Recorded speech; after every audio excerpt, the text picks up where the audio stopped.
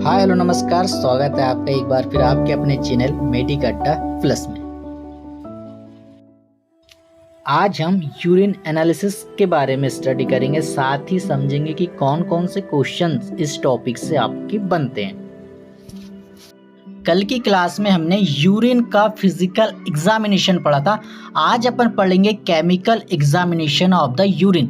ये जो टॉपिक है केमिकल एग्जामिनेशन, यहाँ से बहुत सारे क्वेश्चन डायरेक्टली पूछे जाते हैं ग्रुप 5 में, NHM में और भी सारे एग्जाम जो लैब टेक्नीशियन के होते हैं। तो देखिए क्या क्या क्वेश्चन केमिकल एग्जामिनेशन से पूछे जाते हैं, देखते हैं। तो देखिए केमिकल एग्जामिनेशन वह प्रक्रिया होती है जिसमें किसी केमिकल की सहायता से अपन सबस्टेंस जो बॉडी में प्रेजेंट है, जो यूरिन की सहायता से बाहर आता है, उसको डिटेक्ट करते हैं। तो इसीलिए अपन इसको केमिकल एग्जामिनेशन कहते हैं। अब अपने को समझना यह है कि कौन से मॉलिक्यूल्स बॉडी के लिए अच्छे हैं और कौन से बुरे हैं। तो यहीं पर अपन को गुड वाले और बैड वाले को डिटेक्ट करना है, तो उसके लिए अपन केमिकल एग्जामिनेशन करते हैं। तो आइए देखते हैं। देखिए अगर यूरिन के देखिए नॉर्मल कॉन्स्टिट्यूट कौन कौन से, मतलब कौन कौन सी ऐसी चीज है जो नॉर्मल है। तो देखिए अमोनिया अगर यूरिन के साथ आ रहा है, ठीक है। यूरिया आ रहा है, ठीक है। क्रेटिनाइन आ रहा है, ठीक है। सोडियम भी आ रही है, तो ठीक है। ये क्या सब चीज नॉर्मल है। पोटेशियम आ रहा है, नॉर्मल है। क्लोराइड आ रहा है, नॉर्मल है। पर यूरिन के साथ कौन सा सबस्टेंस है जो कि नहीं आना चाहिए, जिसको अपन केमिकल एग्जामिनेशन करके डिटेक्ट करते हैं। तो देखिए पहले अपन देखते हैं कौन कौन से एबनॉर्मल कॉन्स्टिट्यूट हैं, कौन कौन से ऐसे पदार्थ हैं जो कि हमारे यूरिन में नहीं आना चाहिए। अगर वह आते हैं तो बॉडी में विभिन्न प्रकार की बीमारियां को पैदा करते हैं। तो अपन देखते हैं कौन कौन से ऐसे हैं। तो पहला ग्लूकोज, दूसरा प्रोटीन। ग्लूकोज आ रहा है तो ही दिक्कत है, शुगर की बीमारी हो गई। प्रोटीन आ रही है तो ही दिक्कत है, बॉडी में प्रोटीन ऑब्जर्व नहीं हो रहा है। कीटोन बॉडी भी यूरिन के साथ बाहर आ रहा है तो ही दिक्कत है। बाइल साल्ट भी आ रहा है तो ही दिक्कत है। उसके साथ बिलिरुबिन आ रहा है, यूरिबिलिनोजन आ रहा है या फिर ब्लड आ रहा है, तो ये सब खतरनाक साबित हो सकते हैं। किसके लिए? हमारी बॉडी के लिए। तो आइए इनको पहचानने के लिए कौन कौन से अपन टेस्ट करेंगे, क्या क्या प्रक्रिया होगी, और देखिए आगे देखेंगे। देखिए जो एग्जाम है हमारे, ज़्यादातर लेबों में जो है आजकल स्ट्रिप टेस्ट आ गए हैं। तो स्ट्रिप टेस्ट से सारी चीज़ें अपन क्लियरिफाई कर लेते हैं कि यूरिन में ब्लड तो नहीं आ रहा है, कीटोन तो नहीं है, शुगर तो नहीं है। पर क्वेश्चन जो है यहाँ से हमको देखने को नहीं मिलता। क्वेश्चन देखने को मिलता है कि जो केमिकल एग्जामिनेशन आप कर रहे हैं प्रोटीन के लिए, कीटोन बॉडी के लिए या फिर यूरिन शुगर के लिए, तो कौन कौन सी ऐसी चीजें हैं, कौन कौन से रिएजेंट है, मेथड का क्या नाम होगा। ऐसे क्वेश्चन जो है आजकल ग्रुप 5, NHM, DSSB और RRB SSC में पूछे जाते हैं। तो देखिए पहला जो सबस्टेंस हमारा होगा ग्लूकोज। ग्लूकोज क्या है? नॉर्मल अगर ब्लड में कितना होना चाहिए, 80 से 120 मिलीग्राम पर डेसीलीटर है तो ठीक है। कहाँ पर? ब्लड में। अगर बात की जाए वहाँ पर यूरिन में, तो यूरिन में ग्लूकोज की मात्रा नहीं होनी चाहिए। अगर यूरिन में ग्लूकोज की मात्रा है तो वह इंडिकेट करेगा कि पेशेंट को हाई शुगर की दिक्कत है। अब देखिए शुगर होता क्या है, यहाँ पर थोड़ा देखिएगा। All glucose filtered by the glomerular reabsorb. अब ये जो ग्लोमेरुलर से फिल्टर हो जा रहे हैं, रीऑब्जर्व हो जा रहे हैं, ठीक है, प्रॉक्सिमल रेनल ट्यूबुलस पर रिटर्नेबल सर्कुलेट, और जो रिटर्न होकर सर्कुलेट बॉडी में हो जाते हैं। पर normally a very small amount of glucose excrete, मतलब आ सकते हैं बहुत कम मात्रा में, है ना, काय में, यूरिन में, तो हमको डिटेक्ट अपन उसको नहीं कर पाते। अगर वो ज़्यादा मात्रा में हमारे यूरिन के साथ जो ग्लूकोज है, जो शुगर है, वो आता है तो खतरनाक भी है, अपन उसको फिर डिटेक्ट कर पाते हैं। तो देखिए उसको आप किस प्रकार से डिटेक्ट करेंगे। पहला तो हमने बताया स्ट्रिप मेथड से भी कर सकते हैं, पर ये एग्जाम ओरिएंटर हमारा नहीं है। स्ट्रिप मेथड जो है एग्जाम में नहीं पूछता है तो वो है बेनेडिक्ट टेस्ट। अब देखिए यूरिन में शुगर यानी ग्लूकोज को देखने के लिए कौन सा टेस्ट किया जाता है, तो इसका नाम है बेनेडिक्ट टेस्ट। कौन सा टेस्ट? Benedict test. एग्जाम में बहुत क्वेश्चन बनता है कि यूरिन शुगर डिटेक्शन के लिए कौन सा मेथड यूज किया जाता है। 3-4 मेथड दे देगा, तो उसमें से अपने लगाने की बेनेडिक्ट टेस्ट किया जाता है। अब बेनेडिक्ट टेस्ट कैसे करेंगे? तो देखिए एक हमने ले लिया टेस्ट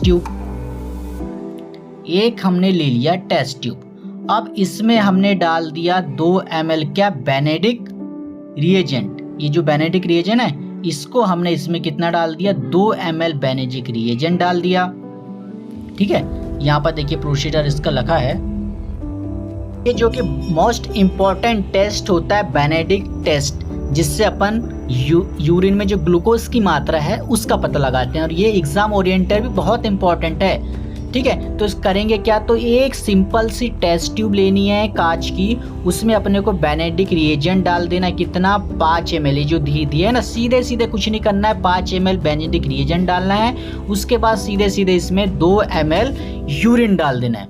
यूरिन हमने इसमें 2 ml डाल दिया। उसके बाद जो अपने पास फ्लेम है, फ्लेम ये जो है यहाँ पर अपने को ट्यूब को रख देना है और ये फ्लेम से थोड़ा हीट करना है। हीट होने के बाद अगर इसका कलर चेंज हुआ, ट्यूब में जो है इसका कलर डार्क ब्लू हो गया या फिर डार्क रेड हो गया, तो इसमें शुगर होती है। तो अब कितना रेड और कितना क्या, देखिए यार ये चेंज कलर क्यों हो रहा है। यूरिन में अगर शुगर है तो इसका चेंज क्यों हो रहा है कलर, है ना। इसका सिंपल सा जवाब ये है कि इसमें जो बेनेडिक्ट रिएजेंट हमने डाला, ये क्या काम करेगा, जो भी इसमें शुगर के मॉलिक्यूल्स है उसको डीनेचर कर देगा। डीनेचर होने के बाद ये जो ट्यूब है, ट्यूब का जो कलर है वो चेंज हो जाएगा। तो इतनी बातें समझ में आ गई। अब देखिए बेनेडिक्ट रिएजेंट जो होता है उनमें क्या क्या, अगर एग्जाम में आता है कि कौन कौन से उसमें चीज़ें होती है, तो उसमें बताना है कि कॉपर सल्फेट, सोडियम साइट्रेट और सोडियम कार्बोनेट होते हैं किसमें, हमारे बेनेडिक्ट रिएजेंट में। इतना अपने को यहाँ पर याद रखनी है। इतनी बात आ गई। अब कैसे कलर चेंज होगा, अगर उसका कलर ब्लू होता है तो अब यहाँ पर वो है, अगर ब्लू कलर है तो चीज़ें क्या है, ट्रेट में है, मतलब कि शुगर थोड़ी हो सकती है। उसके बाद डार्क ब्लू हो रहा है या फिर लाइट ब्लैक हो रहा है तो कलर 2+ अपन इसको देंगे, है ना। उसके बाद अगर रेड हो जा रही है यूरिन का जो कलर है तो उसको अपन 3+ इसमें देंगे। तो समझ में आ गई बातें। यूरिन टेस्ट करना है शुगर के लिए, शुगर के लिए यूरिन जो टेस्ट करेंगे अपन उसको बोलते हैं बेनेडिक्ट टेस्ट या बेनेडिक्ट रिएजेंट की सहायता से। बेनेडिक्ट रिएजेंट के अंदर कॉपर सल्फेट, सोडियम कार्बोनेट और सोडियम साइट्रेट होते हैं, जो कि यूरिन में अगर शुगर होते हैं तो उनको डीनेचर कर देते हैं। डीनेचर होने के बाद अपन को 3 प्रकार के कलर दिखते हैं। देखिए अब अगला जो मोस्ट इंपॉर्टेंट टेस्ट है हमारी यूरिन के लिए, वो है यूरिन प्रोटीन टेस्ट। आप थोड़ा यूरिन प्रोटीन टेस्ट को भी अपन समझते हैं, थोड़ा समझेंगे यूरिन के लिए। तो देखिए it is a normal kidney only the small amount of the flow molecular weight protein. अगर जिनका जो पैसे प्रोटीन है जिनका मॉलिक्यूलर वेट कम है तो फिल्ट्रेट हो जाते हैं। कहाँ से, ग्लोमेरुलर से, ठीक है, ग्लोमेरुलर से मेम्ब्रेन में फिल्टर हो जाते हैं और पासिंग होते हैं जब हाई मॉलिक्यूल वेट वाले प्रोटीन, जैसे कि एल्बुमिन हो गया अपना, गामा ग्लोबुलिन, ठीक है। अब ये जब पास होते हैं तो होगा क्या, after filtration the most of the protein in the reabsorb tubules. अब देखिए ये जब पास होते हैं तो जो ये भी ऑब्जर्व हो जाते हैं, मतलब ग्लोमेरुलर इनको फिल्ट्रेशन करके ऑब्जर्व कर लेती है। उसके बाद क्या होता है, अगर 15 मिलीग्राम अगर 24 घंटे में 15 मिलीग्राम अगर एक्सक्रीट हो रहा है तो डिटेक्ट नहीं होता। क्या, शुगर, अगर ये प्रोटीन जो है 150 मिलीग्राम अगर एक दिन में एक्सक्रीट हो रहा है तो वो डिटेक्ट नहीं होगा। पर अगर वो ज़्यादा एक्सक्रीट हो रहा है बॉडी से तो वो डिटेक्ट हो जाएगा। और इसके लिए अपन जो टेस्ट करेंगे वो टेस्ट का नाम होगा heat and acidic acid test. तो एग्जाम में आता है कि यूरिन प्रोटीन को डिटेक्ट करने के लिए कौन सा टेस्ट आप करते हैं, तो वहाँ पर अपना राइट ऑप्शन होगा heat and acidic acid test.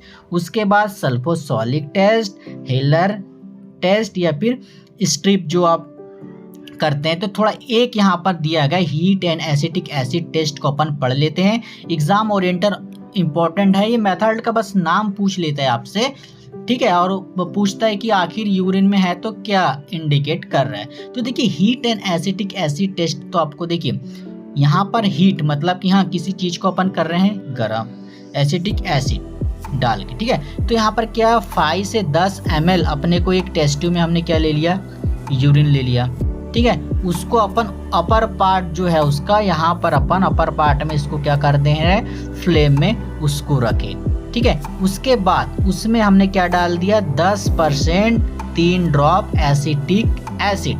क्या डाला, अगर पूछता है कि हीट एंड एसिटिक एसिड में कौन सा रिएजेंट यूज करते हैं तो आपको बताना है एसिटिक एसिड।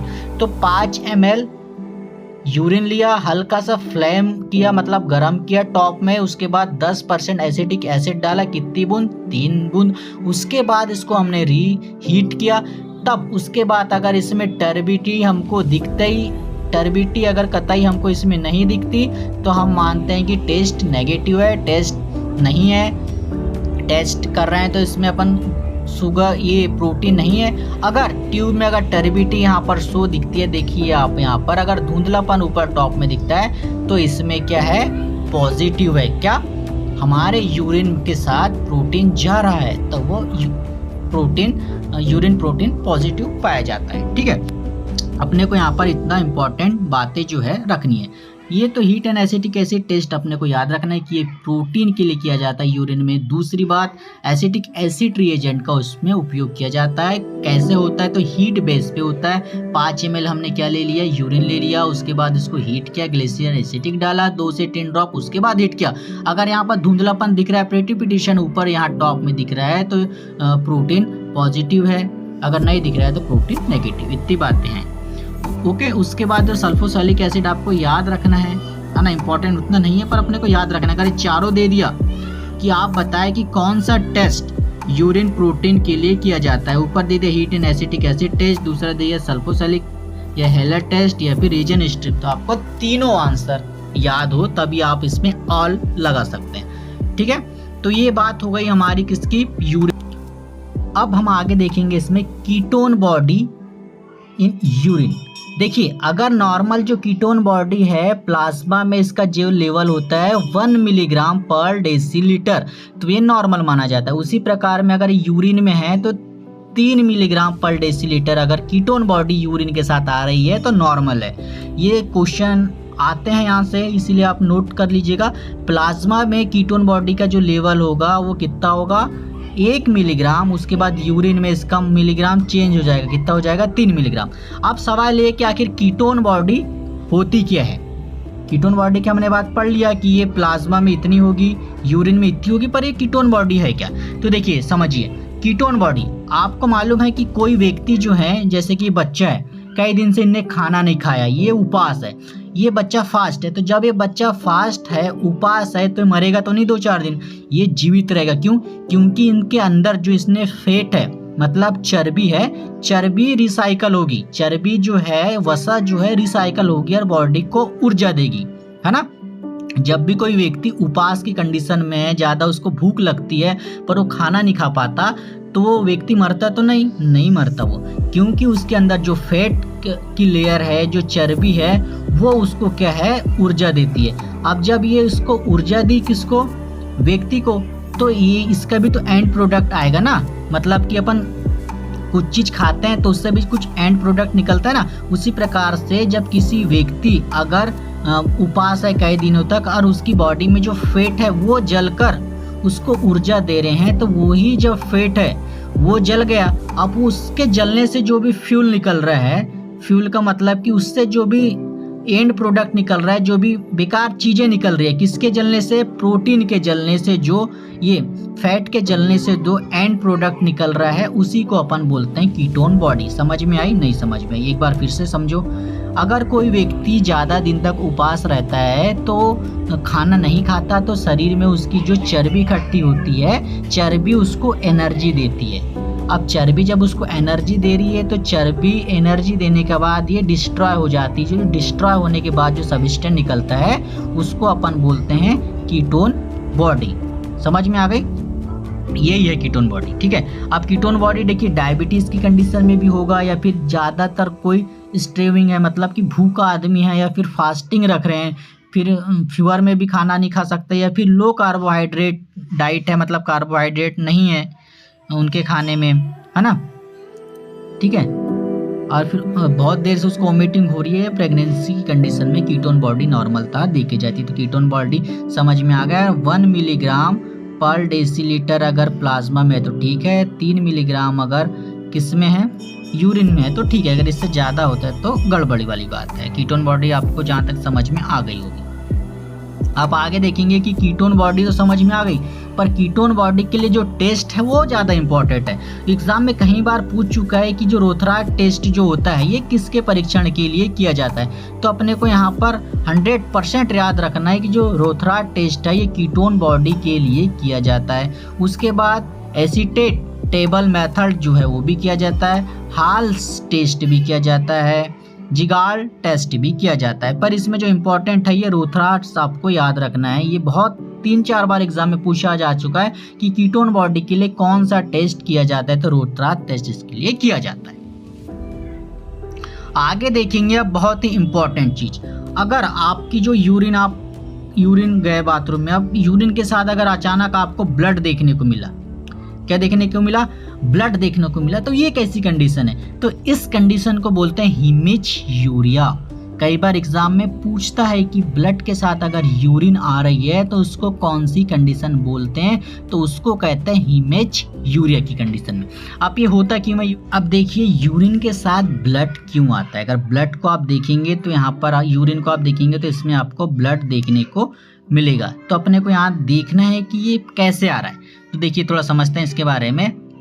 यहाँ पर क्या लिखा हुआ है कि जो ब्लड है blood in the urine is not normally feeding. अगर ये यहाँ से आ रहा है तो नॉर्मल बात नहीं है, है ना, but it is a blood in the urine in the term. अब जो आ रहा है तो उस टर्म हमने आपको बताया कि उसको हीमेच्यूरिया कहते हैं। Several ID infector can cause the haematuria. अब ये होता क्यों है, देखिए कई बार क्या है यूटीआई मतलब यूरिनरी ट्रैक इन्फेक्शन के कारण भी ब्लड आ सकता है, ये महिलाओं में ज़्यादा होता है। उसके बाद किडनी में कोई इन्फेक्शन है, आपकी किडनी की ग्लोमेरुलर में कोई कमी है या फिर किडनी डैमेज हो रही है, कोई इन्फेक्शन है, तो वहाँ भी होता है। मेंस्ट्रुएशन के समय चलो आ रही है तो वो नॉर्मल बात है ना। उसके बाद कोई आप स्टेरॉइड ले रहे हैं या फिर कोई हेवी एक्सरसाइज कर रहे हैं तो उससे भी आता है। अब आ गया, अब टेस्ट इसमें कौन सा अपन करेंगे, तो इसमें जो टेस्ट करेंगे है ना, उसमें जो टेस्ट करेंगे तो इसमें जो इम्पोर्टेंट रिएजेंट है, जो पाउडर है बेनेडिक, हमने शुगर के लिए पढ़ा था बेंजीडिन और ब्लड के लिए पढ़ रहे हैं बेनेडिक, तो इतना आपको याद रखना, यहीं से कंफ्यूज क्वेश्चन कर देता है ना। तो अब करेंगे क्या टेस्ट, सबसे पहले आपके पास एक टेस्ट ट्यूब होना, हाँ हमारे पास टेस्ट ट्यूब है। उसके बाद पिंच मतलब एक चुटकी हमने इसमें क्या डाला, बेनेडिक पाउडर डाला, ठीक है, डाल दिया। उसके बाद क्या डालना, इसमें 2 से 3 ड्रॉप हमने क्या डाला, ग्लेशियर एसिटिक एसिड, ठीक है, ग्लेशियर एसिटिक एसिड डाल दिया। उसके बाद इसमें 2 ml हाइड्रोजन परऑक्साइड डाल देते हैं, जिसको H2O2 कहते हैं। चलो इसमें हमने 2 ड्रॉप क्या डाल दिया, 2 ml क्या डाल दिया, हाइड्रोजन परऑक्साइड डाल दिया।